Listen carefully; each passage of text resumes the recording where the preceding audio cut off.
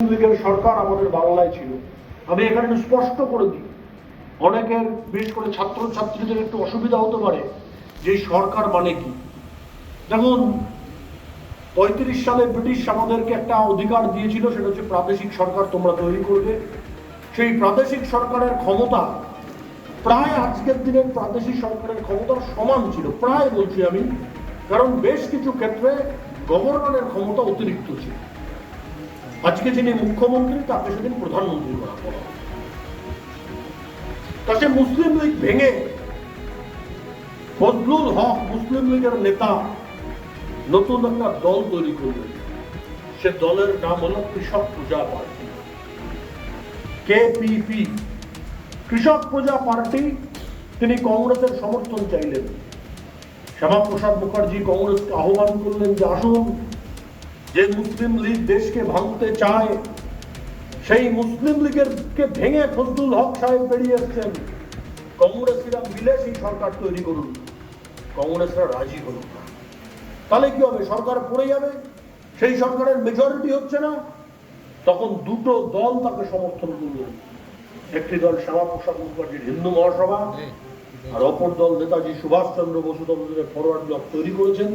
তিনি বেরিয়ে গেছেন, সেটা হচ্ছে ফরওয়ার্ড ব্লক। অনেকেই জানে না, যা পৃথিবীর ইতিহাসে হক শ্যামা মন্ত্রিসভা নামে খ্যাত, সেই সরকারে বাইরে থেকে সমর্থন দিয়েছিল ফরওয়ার্ড ব্লক। আর একই সময় কলকাতা কর্পোরেশনে ফরওয়ার্ড ব্লকের সঙ্গে আমার মুসলিম লীগের যোগ ছিল। এগুলো ঘটনা ইতিহাস। তা হক শ্যামা মন্ত্রিসভা হলো,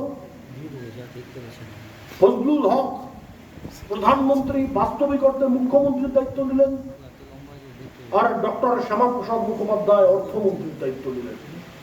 তিনি অর্থমন্ত্রীর দায়িত্ব পালন করছেন। এই সময় দ্বিতীয় বিশ্বযুদ্ধ শুরু হয়ে গেছে। অনেক অভিযোগ আসে যে ভারত ছাড়ো আন্দোলন চলছে, শ্যামাপ্রসাদ মুখার্জি তার বিরোধিতা করেছিলেন। যারা অর্ধটা জানেন তারা এই কথা বলেন। ভারত ছাড়ো আন্দোলনের বিরোধিতা কমিউনিস্ট পার্টিও করেছিল, তাদের রেজলিউশন আছে। শ্যামাপ্রসাদ মুখার্জি এই মন্ত্রিসভা থেকে পদত্যাগ করলেন কেন? না, ভারত ছাড়ো আন্দোলনে ব্রিটিশ পুলিশের অত্যাধিক অত্যাচারের কারণে। ভারত ছাড়ো আন্দোলনে যারা সৈনিক হয়েছিলেন তাদের উপরে অত্যাধিক অত্যাচার করার প্রতিবাদে শ্যামাপ্রসাদ মুখার্জি এই অর্থমন্ত্রী পদ থেকে পদত্যাগ করলেন হক শ্যামা মন্ত্রিসভা থেকে, এবং আলটিমেটলি হক শ্যামা মন্ত্রিসভা পড়ে গেল, সরে গেল সে সরকার। এখানে আমি দুটো ঘটনা বলতে চাই। একটি ঘটনা হচ্ছে, এই সময় বাংলার মন্বন্তর হয়েছিল। এই ঘটনার পরে, ওনার পদত্যাগের পরে, যখন দ্বিতীয় বিশ্বযুদ্ধ চলছে, তিনি বিভিন্ন জেলাতে প্রবাস করছিলেন কি করে দুর্ভিক্ষকে আটকানো যায়। শ্যামাপ্রসাদ মুখার্জির বিখ্যাত বক্তৃতা আছে বাংলার আইনসভায়। ইস্পাহান বলে একজন ব্যবসায়ী ছিল এই কলকাতায়। ইস্পাহান পরে শেখ মুজিবুর রহমানের খুব কাছের লোক হন। সেই ইস্পাহান কিভাবে চাষিদের কাছ থেকে জিনিসপত্র কিনে মজুত করে রেখেছিল এবং মানুষের মধ্যে ডিস্ট্রিবিউট হতে দেয়নি। ব্রিটিশ সরকারের কাহিনী তো সবাই জানেন, কিভাবে ধানের গোলা পুড়িয়ে দিয়েছিল। সেই কারণে দুর্ভিক্ষগুলো, এবং ভয়ঙ্কর দুর্ভিক্ষ হয়, কয়েক লক্ষ বাঙালি মারা যান, কয়েক লক্ষ বাঙালি সেদিন মারা যান। শ্যামাপ্রসাদের প্রতিবাদে যখন রাস্তায় নামলেন, ব্রিটিশ সরকার তাকে অন্তরীণ করে রাখল। আরেকটি কথা আমি এখানে বিশেষভাবে উল্লেখ করতে চাই, সেটা হচ্ছে যে শ্যামাপ্রসাদ মুখার্জি এই সময় তীব্রভাবে ভারত ছাড়ো আন্দোলনের বিরুদ্ধে যে পুলিশের কাজ, ব্রিটিশ সরকারের কাজ, তার বিরুদ্ধে তার মতামত প্রকাশ্যে ব্যক্ত করেছিলেন। তার প্রতিবাদেই তিনি ইস্তফা দেন। তার জন্য যারা এই ধরনের কথাবার্তা বলেন সেটাও জানা দরকার। আরেকটি অপবাদ এই সময় দেওয়া হয়, সেটাও আমি আজকে ক্ল্যারিফাই করব। ফজলুল হক পাকিস্তানের প্রস্তাব এনেছিলেন, একদম সত্যি কথা। যে ফজলুল হকের কথা আমরা বলছি, তিনি লাহোর অধিবেশনে পাকিস্তানের দাবি এনেছিলেন। কিন্তু সেই ফজলুল হকই মুসলিম লীগকে ভেঙে দিয়েছিলেন।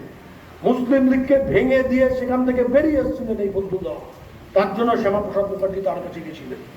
তাকে যারা সাম্প্রদায়িক বলেন তারা জানেন না নজরুল ইসলামের মতো ব্যক্তিত্বের সঙ্গে শ্যামাপ্রসাদ মুখার্জির সম্পর্ক। নজরুল ইসলাম এককালে যেমন মাইকেল মধুসূদন দত্ত এক আর্থিক সংকটে পড়েছিলেন এবং সেদিন তাকে উদ্ধার করেছিলেন স্বয়ং পণ্ডিত ঈশ্বরচন্দ্র বিদ্যাসাগর, একইভাবে কাজী নজরুল ইসলাম শ্যামাপ্রসাদকে চিঠি লিখছেন যে আমাকে 500 টাকা পাঠাও, কত অনাহারের অবস্থা। শ্যামা প্রসাদ পাঠালেন সেই যুগে, শুধু পাঠালেন না, কাজী নজরুল সেই পত্র প্রাপ্তি স্বীকার করছেন এবং লিখে বলছেন, তোমার পাঠানো 500 টাকা পেয়েছি, আরো 500 টাকা কবে পাঠাবে তা শিগগিরই আমাকে জানাও। সেটাও ব্যবস্থা করলেন শ্যামা প্রসাদ। তার জন্য যারা এই ধরনের কথা বলেন, আমার মনে হয় তাদের এই বিষয়ে শ্যামা প্রসাদ সম্পর্কে আরো গভীর পড়াশোনা করার প্রয়োজন আছে। তা যা হোক, তো গেল। এই সময় আমি বললাম ভারত বিভাজনের বুকুটি হয়েছে, ভারতবর্ষকে বিভাজন করতে হবে, এই প্রস্তাব এসছে। গান্ধীজি প্রথমে নাকচ করেছেন, বলেছেন মানি না। যা আমি বললাম আবার রিপিট করছি, স্বয়ং গান্ধীজি বলছেন আমার শরীর দ্বিখণ্ডিত হলে তবে দেশ দ্বিখণ্ডিত হবে। আর তার পরের সব থেকে বড় নেতা পণ্ডিত নেহরু বলছেন the concept of Pakistan is a fantastic nonsense. কিন্তু শ্যামা প্রসাদ বলেছেন জিন্না দেশভাগ করবেই, দেশভাগ না করেও থাকবে না। আরো অনেক রাজনৈতিক দল কিন্তু তাকে সমর্থন দিয়েছিল। আমি এই পরিসরে, অরাজনৈতিক পরিসরে আর সে সমস্ত রাজনৈতিক দলের নাম আনতে চাই না, কিন্তু অপরে ছিল। কেউ কেউ তো বলেছিলেন 26টা খণ্ডে ভারতবর্ষকে বিভাজন, কেউ ম্যাপ এঁকেছিলেন, পিসি যোশী ম্যাপ এঁকেছিলেন। আমি আর নতুন করে সেগুলো বলতে চাই না, কিন্তু এটা ঘটনা। গঙ্গাধর অধিকারীর থিসিস আছে এর উপরে, তা নিয়ে অনেক বড় বিতর্ক হতে পারে, অন্য কোনো বিতর্ক সবাই নিয়ে আলোচনা হবে। কিন্তু অনেক রাজনৈতিক দল সেদিন তাকে সমর্থন দিয়েছিল, কিন্তু কেউ বলতে পারবেন না শ্যামা প্রসাদ মুখার্জির কোন স্টেটমেন্ট আছে তিনি পাকিস্তানের দাবিকে সমর্থন করেছেন। কখনো পাকিস্তানের দাবিকে তিনি সমর্থন করেননি। কিন্তু শ্যামা প্রসাদ একটা কথা বললেন তখন, কি বললেন? জিন্না সাহেবকে বললেন, জিন্না সাহেব আপনি তো 5টা প্রদেশ চাইছেন, যে 5টা প্রদেশে মুসলমান বেশি হিন্দু কম। এই তো আপনার লজিক, এই তো আপনার ফর্মুলা। আমি আপনার ফর্মুলাতেই বলছি, ওই যে হিন্দু মুসলমান মেজরিটি, মুসলিম মেজরিটি প্রভিন্স গুলো আছে, তার ডিস্ট্রিক্ট গুলো কি হবে যে ডিস্ট্রিক্টে হিন্দু বেশি? সেই থানাগুলো কি হবে যে থানাতে হিন্দু বেশি? আপনার ফর্মুলাতেই আমি বলছি। আপনিও ব্যারিস্টার, আমিও ব্যারিস্টার। আপনি বললেন যে যে প্রদেশে মুসলমান বেশি আমাকে আলাদা প্রদেশ দিয়ে দাও। জিন্না সাহেব উত্তর দিলেন হিন্দুরা সেখানে থাকবে, একসাথে থাকবে, কি অসুবিধা আছে? পাকিস্তানে থাকবে একসাথে। শ্যামা প্রসাদ মুখার্জি বললেন যদি পাকিস্তানে একসঙ্গে থাকতে পারে তাহলে হিন্দুস্তানে থাকতে অসুবিধা কি আছে? তাহলে হিন্দুস্তানেও একসঙ্গে থাকতে পারে। কিন্তু জিন্না নাছর বান্দা, তিনি তা মানবেন না, তিনি 5টা প্রদেশ চান। শ্যামা প্রসাদ মুখার্জি বললেন না, চলবে না, আমি পাঞ্জাব চাই, আমি বাংলা চাই। পাঞ্জাব এবং বাংলা ছাড়া পাকিস্তান হতে পারে না। পাকিস্তান বাংলাকে দিতে হবে, পাঞ্জাবকে দিতে হবে আমাদের কাছে। প্রথম যিনি আওয়াজ তুললেন তার নাম শ্যামা প্রসাদ মুখার্জি। এটা অনস্বীকার্য। তখনও কিছু হচ্ছে না, তখনও কংগ্রেস বলছে দেশ বিভাজন হবে না। কংগ্রেস ওয়ার্কিং কমিটি দেশ বিভাজনের প্রস্তাব মানল। কখন মানল জানেন? তার আগে পশ্চিমবঙ্গে রক্তগঙ্গা বয়ে গেছে। 1946 সালের 16ই আগস্ট কলকাতার শহীদ মিনার ময়দান। তার আগে কায়েমি আজম জিন্না ডাক দিলেন পাকিস্তানের দাবির সপক্ষে আমি ডাইরেক্ট অ্যাকশন ডে পালন করব। 16ই আগস্ট 1946 বললেন পাকিস্তানের দাবির সপক্ষে ডাইরেক্ট অ্যাকশন ডে পালন করব। আর তার দাবির সপক্ষে অবিভক্ত বাংলার তৎকালীন প্রধানমন্ত্রী সোহরাওয়ার্দী, শহীদ হাসান সোহরাওয়ার্দী কলকাতার শহীদ মিনার ময়দানে সভা করলেন। স্লোগান হলো মঞ্চ থেকে কান মে বিড়ি মুহ পে পান লড়কে লেঙ্গে পাকিস্তান। পুরো শহীদ মিনার ভরে গেল। আশেপাশে এত ফাঁকা জায়গা, তখন তো অন্যরকম ছিল, আরো মানুষ। সভা শেষ হলো, আরো অনেকে সবাই ছিলেন, আমি আপনাদের নাম বলতে চাই না। সভা শেষ হলো, তারপর ওখানে প্রকাশ্য সবাই দাঙ্গা শুরু হলো। যে হিন্দু মুসলমান কলকাতায় একসঙ্গে এত বছর থেকেছে, এক নারকীয় অত্যাচার তাদের উপরে হলো। কংগ্রেসের যিনি পার্ক সার্কাস, কংগ্রেসের যিনি কলকাতার তৎকালীন জেলা সম্পাদক, তিনি পার্ক সার্কাসে দাঙ্গা আটকাতে গিয়ে খুন হলেন। স্বয়ং ঐতিহাসিক, বিশ্ববিখ্যাত ঐতিহাসিক কলকাতা বিশ্ববিদ্যালয়ের প্রাক্তন উপাচার্য স্যার যদুনাথ সরকার, তার নিজের পুত্র খুন হলেন কলকাতার রাজপথে। ভাবতে পারেন কত ভয়ঙ্কর ঘটনা। কেউ বলে কয়েক হাজার, কেউ বলে কয়েক লাখ। সংখ্যা আমরা দেখিনি, সংখ্যা আমরা জানি না, কারণ রিপোর্ট হয়। আর তার কয়েকদিন পরে লক্ষ্মী পুজো দিন নোয়াখালী সেখানে আর একই রকম ভাবে আরো বড় অত্যাচার শুরু। গান্ধীজি নোয়াখালীর দাঙ্গা নিয়ন্ত্রণ করতে গেলেন, সফল হলেন না। গান্ধীজিকে বিফল মনোরত হয়ে ফিরে আসতে হলো। সেদিন কংগ্রেস বুঝতে পারল যে দেশকে বিভাজন করতেই হবে। সেদিন কংগ্রেস বুঝতে পারলো যে জিন্না ছাড়বে না। কিন্তু একজন মুসলিম নেতা, মুসলমান নেতা এই দেশ বিভাজনের বিরুদ্ধে ছিলেন।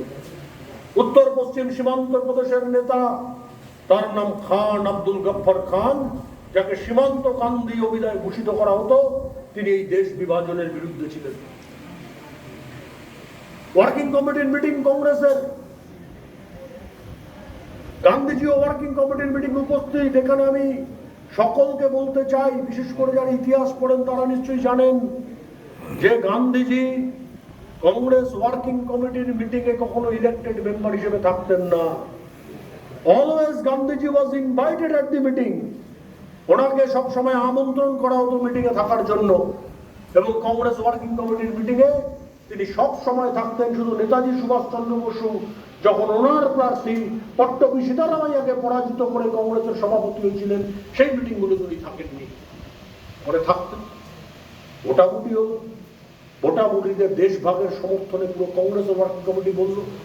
শুধু দুজন ব্যক্তি দেশভাগের বিরুদ্ধে মত দিলেন, একজন হচ্ছেন পট্টবী, একজন হচ্ছেন পুরুষোত্তম দাস ট্যান্ডন, এবং আরেকজন হচ্ছেন সীমান্ত গান্ধী নামে পরিচিত খান আব্দুল গফফর খান। তাদেরকে জিজ্ঞাসা করে, তাদেরকে ডাকা হয়েছিল, আপনারা বলুন। সাংবাদিকরা জিজ্ঞাসা করছেন, তখন তো এরকম এই যে সবাই আছেন বুম ধরে, তখন এরকম ছিল না সিস্টেম। সাংবাদিকরা জিজ্ঞাসা করলেন সীমান্ত গান্ধীকে যে সে মিটিং এ কি হলো। সীমান্ত গান্ধীর উত্তর যে আমাদের ক্ষুধার্ত নেকড়ের হাতে ছেড়ে দেওয়া হলো। গান্ধীজি কি করবেন? গান্ধীজি কি উত্তর উনি আমাদের ক্ষুধার্ত নেকড়ের হাতে ছেড়ে দিলেন। That is the statement of Khan Abdul Gaffar Khan, যাকে সীমান্ত গান্ধী বলে সবাই চেনেন। ভারত সরকার পরবর্তীকালে তাকে ভারত রত্ন পর্যন্ত দিয়েছে, কিন্তু তিনি উত্তর পশ্চিম সীমান্ত প্রদেশের লোক, এটাতে কোনো বিরোধ করার কারণ নেই। কিন্তু প্রশ্ন হচ্ছে এখানে নয়, ভারত ভাগ তো হবে, তার গঠন কিরকম হবে? আমি যে 5টা প্রদেশের নাম বললাম, প্রথম 3টে প্রদেশ নিয়ে বিরোধ নেই। বিরোধ নেই উত্তর পশ্চিম সীমান্ত প্রদেশ নিয়ে, কারণ 90% বেশি মুসলমান। বিরোধ নেই বালুচিস্তান নিয়ে, 90% বেশি মুসলিম। বিরোধ নেই সিন্ধ নিয়ে, 80% 75% উপর মুসলিম ধর্মাবলম্বী মানুষ। বিরোধ হচ্ছিল পাঞ্জাব, বিরোধ হচ্ছিল বাংলা। কি হবে? শ্যামাপ্রসাদ মুখার্জি বললেন এই দুটো প্রদেশকে বিভক্ত করতে হবে, এই দুটো প্রদেশকে বিভক্ত করতে হবে। এই সময় আরেকটি ফর্মুলা তৈরি হয়ে গেল। ওই যে 16ই আগস্ট যিনি কলকাতার দাঙ্গার নায়ক শহীদ হাসান সোহরাওয়ার্দী, তিনি এবং নেতাজি সুভাষচন্দ্র বসুর বড় দাদা শরৎ বসু, তারা মিলে একটা ইউনাইটেড বেঙ্গল প্ল্যান বানাবেন, যে দুটো বাংলা মিলে একটা বাংলা হবে, অর্থাৎ ভারতবর্ষ 3 ভাগে বিভক্ত হবে। একটার নাম হবে হিন্দুস্তান, একটার নাম হবে পাকিস্তান, আর একটার নাম হবে বাংলা। কিরণ শঙ্কর রায় নামক প্রখ্যাত কংগ্রেসী নেতাকে সাথে করে নিয়ে তারা মাউন্ট ব্যাটেন এবং গান্ধীজির কাছে পৌঁছলেন এই প্ল্যান নিয়ে। গান্ধীজি তখন আমাদের সোদপুরে, কলকাতার সোদপুরে সুকচড়া গান্ধী আশ্রমে এসছেন। গান্ধীজি রাজি হয়ে গেলেন। কলকাতাতে ভারতবর্ষ 3টে ভাগে বিভক্ত হবে, মাউন্ট ব্যাটেনের কাছে পৌঁছলো। কিন্তু তার আগে থেকে এই কথা চলছে যে বাংলাকে আলাদা করতে হবে। শ্যামাপ্রসাদ সেই প্রস্তাবেরও বিরোধিতা করলেন।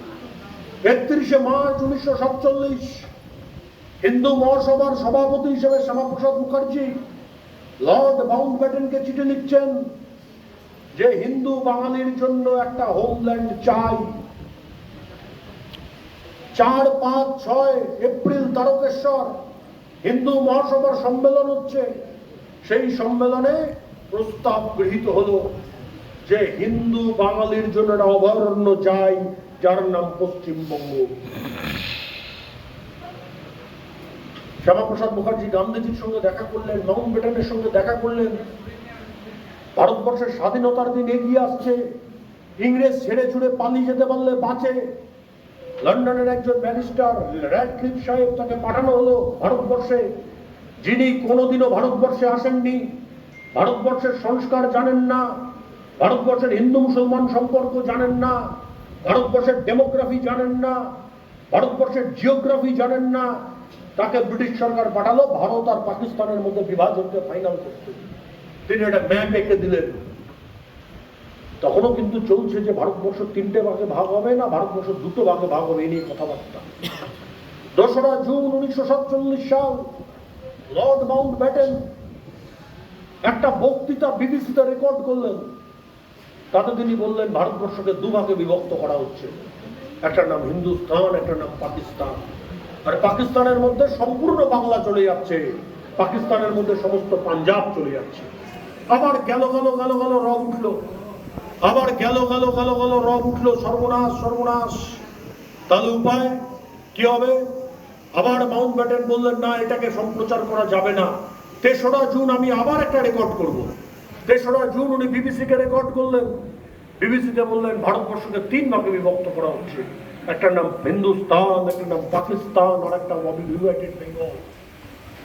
এখনো বিবিসির আর্কাইভে যদি যান সেই 2টো রেকর্ড পাবেন। 3রা জুন আবার গেল রব উঠলো। আবার মাউন্টব্যাটেন বিবিসিকে বললেন না, এটাও সম্প্রচার করার দরকার নেই। এখনো এই বিবিসির আর্কাইভে 2টো রেকর্ড আছে। তাহলে উপায় কি হবে? চক্রবর্তী ও রাজা গোপালচারী বলে দিলেন ভারতবর্ষ স্বাধীনতা হয়ে যাক, বাংলা নিয়ে পড়ে ভাবা যাবে যে বাংলা এত কিছু দিল, যারা ক্ষুদিরামকে দিল, যারা নেতাজিকে দিল, তাদের স্বাধীনতা নিয়ে পড়ে ভাবা যাবে। চক্রবর্তী ও রাজা গোপালচারী স্টেটমেন্ট আছে, সেটা হলো 3রা জুন রেকর্ড হলো। কিন্তু তখনও 20 বাউ জলে। কি হবে কেউ কিছু বুঝতে পারছে না। ভাতৃঘাতী দাঙ্গা সারা উপমহাদেশ ধরে এর মধ্যে শুরু হয়ে গেছে। কিন্তু শ্যামাপ্রসাদ বুঝলেন এই দেশ এক রাখা যেতে পারে না। পরিষ্কার ভাষায় তিনি বললেন যে আমার আলাদা পশ্চিমবঙ্গ চাই, আলাদা পূর্ব পাঞ্জাব চাই। তাহলে কি করে কি হবে? বাংলার আইনসভা, যাকে লেজিসলেটিভ কাউন্সিল বললাম, ওখানে ফিরে গেল মামলা। তাদেরকে বলা হলো যে আপনারা ভোটাভুটি দিয়ে সিদ্ধান্ত করুন যে আপনারা কি করতে চান। 20 জুন 1947 সাল বাংলার আইনসভায় ভোটাভুটি হলো। পূর্ববঙ্গে মুসলিম মেজরিটি জেলাগুলোর আইনসভার প্রতিনিধিরা ভোট দিলেন যে আপনারা কি চান, অবিভক্ত বাংলা চান না খণ্ডিত বাংলা চান। তারা বললেন আমরা অবিভক্ত বাংলা চাই। সমস্ত বাংলার জনপ্রতিনিধিরা একসঙ্গে ভোট দিলেন, কি চান, অবিভক্ত বাংলা চান না খণ্ডিত বাংলা চান। সবাই মিলে বললো আমরা অবিভক্ত, সবাই মিলে মানে মেজরিটি বললো আমরা অবিভক্ত বাংলা চাই, কারণ মুসলিম মেজরিটি বেশি ছিল এই সময়। তারপরে যারা হিন্দু মেজরিটি জেলা, তাদের আইন প্রতিনিধিদের বলা হলো কি চান, অবিভক্ত জেলা চান, অবিভক্ত বাংলা চান না খণ্ডিত বাংলা চান। তারা বললেন আমরা পশ্চিমবঙ্গ আলাদা চাই, আমরা খণ্ডিত বাংলা চাই। তাতে যেমন ভোট দিলেন শ্যামাপ্রসাদ মুখার্জি, তাতে যেমন ভোট দিলেন পরবর্তীকালে বাংলার মুখ্যমন্ত্রী শ্রী জ্যোতি বসু, ভোট দিলেন রতনলাল ব্রাহ্মণ। তারা সবাই পশ্চিমবঙ্গের ফেভারে ভোট দিলেন। আর এটা করার আগে কলকাতার কলেজ স্ট্রিটে একটা বুদ্ধিজীবীদের মহৎ সেমিনার হলো, শ্যামাপ্রসাদের আহ্বানে হলো। তাতে ঐতিহাসিক রমেশচন্দ্র মজুমদার, ব্যারিস্টার NC চ্যাটার্জি, ঐতিহাসিক যদুনাথ সরকার, মেঘনাথ সাহা, প্রশান্ত চন্দ্র মহালনবিশ, তারা রেজলিউশন করে বললেন আমরা পশ্চিমবঙ্গ চাই, পশ্চিমবঙ্গ আমাদের সেপারেট দিতে হবে। তার জন্যই আজকে পশ্চিমবঙ্গ তৈরি হলো। তার জন্য পশ্চিমবঙ্গের একটা ইতিহাস আছে। কেন পশ্চিমবঙ্গ তৈরি হয়েছে? পশ্চিমবঙ্গ তৈরি হয়েছে হিন্দু বাঙালিদের হোমল্যান্ড হিসেবে। বাকি যারা আছেন তারা সকলে থাকতে পারেন, কিন্তু হিন্দু বাঙালিকে কোথাও যাওয়ার জায়গা ছিল না। শ্যামাপ্রসাদ ছিলেন বলে আমরা এখানে স্থান করতে পেরেছি। সময় আমার প্রায় বলার হয়ে এসছে, কিন্তু আরো একটি গুরুত্বপূর্ণ বিষয় আমি আপনাদের সামনে বলতে চাই। 1947 সাল দেশ বিভাজন হয়ে গেল, নতুন ইন্টারিম গভর্নমেন্ট তৈরি হলো। পণ্ডিত নেহরুকে প্রধানমন্ত্রী করে ইন্টারিম সরকার তৈরি হলো। সেই সরকারে সমস্ত কংগ্রেসের নেতাদের দেওয়া হলো। 2 জন ব্যক্তি যারা কংগ্রেস করেননি তারা সেই সরকারের মন্ত্রিসভায় আসলেন। একজন হচ্ছেন রিপাবলিকান পার্টি অফ ইন্ডিয়ার নেতা, আমাদের সংবিধান প্রণেতা B.R. আম্বেদকর। আরেকজন হচ্ছেন হিন্দু মহাসভার নেতা শ্যামাপ্রসাদ মুখার্জি। দুজনকেই গান্ধীজির সুপারিশে ওই মন্ত্রিসভায় স্থান দেওয়া হলো। শ্যামাপ্রসাদ মুখার্জি হলেন ইন্ডাস্ট্রি অ্যান্ড কমার্স মিনিস্টার, শিল্প আর বাণিজ্য মন্ত্রী। বেশি দিন থাকেননি। 47-এর 15ই আগস্ট থেকে 1950 সালের 6ই এপ্রিল, এইটুকু সময় তিনি ওই সরকারের মন্ত্রিত্ব করেছেন। আর মন্ত্রিত্ব করতে করতে কতগুলো কাজ করেছেন। আমি 4 বছরে কলকাতা বিশ্ববিদ্যালয়ে যখন ছিলেন উপাচার্য 4টে কাজের কথা বলেছি। আর 47 থেকে 50 এই 3 বছরে তিনি কি কি কাজ করেছেন।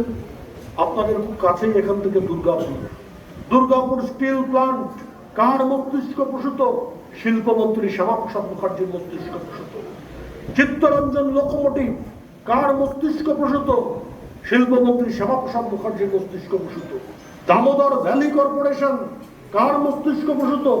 শিল্পমন্ত্রী শ্যামাপ্রসাদ মুখার্জির মস্তিষ্ক প্রসূত। আইআইটি খড়গপুর কার ব্রেনচাইল্ড? শিল্প বাণিজ্য মন্ত্রী শ্যামাপ্রসাদ মুখার্জির ব্রেনচাইল্ড। শুধু এখানেই শেষ নয়, ওই যে কোটি কোটি হিন্দু নর নারী জীবনের সমস্ত কিছু ত্যাগ করে এবার বাংলায় এসছে, তারা কোথায় থাকবে? তাদের জন্য আন্দামান, তাদের জন্য ছত্তিশগড়ের মানা এলাকা, তাদের জন্য দিল্লির চিত্তরঞ্জন পার্ক, তাদের জন্য অশোকনগর। কে ভাবছেন? শ্যামাপ্রসাদ মুখার্জি কেন্দ্র থেকে ভাবছেন। এখানে ভাবছেন ডাক্তার বিধানচন্দ্র রায়, বাংলার রূপকার, আর ওখানে শ্যামাপ্রসাদ মুখার্জি ভাবছেন মানা ক্যাম্প বলুন, চিত্তরঞ্জন পার্ক বলুন, এই কাজ তিনি করছেন। সরকারের সাহায্য পাচ্ছেন না।